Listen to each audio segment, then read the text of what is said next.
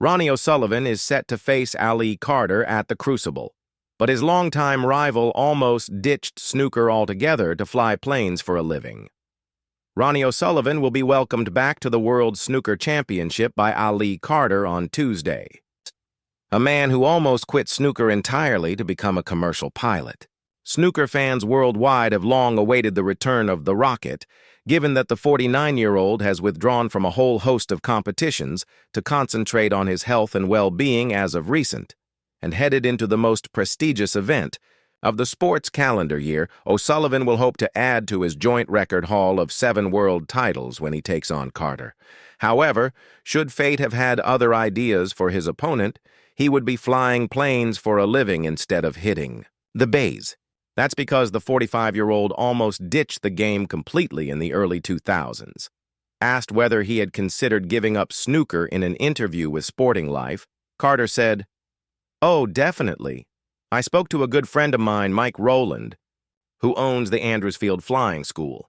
I said, I've had enough of this snooker lark, defeats hurt big time, and I'm just punch drunk with it. I've just had enough of it, and I'll go and do something else. I might train and be a commercial pilot." He said, "Mate, you're best on the snooker table. You're still good enough to win. You're still good enough to earn a lot of money." He told me that I didn't want to be starting at the beginning in an aviation career at my age. There was plenty of time for that. I was 43, ranked about 20 in the world, and as he said, I was only at 40% power. He said to me, "If you can up it to 70% power, let's see what we can get out of it. You're never going to be 100% with the snooker, down the club 8 hours a day, with everything else you've got."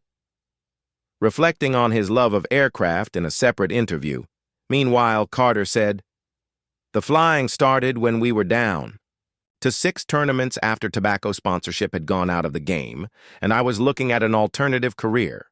I got my PPL, private pilot license, which took a couple of years, and upon realizing I could do something else rather than just play snooker, that probably took the pressure off my snooker. I then got to the World Championship final in 2008.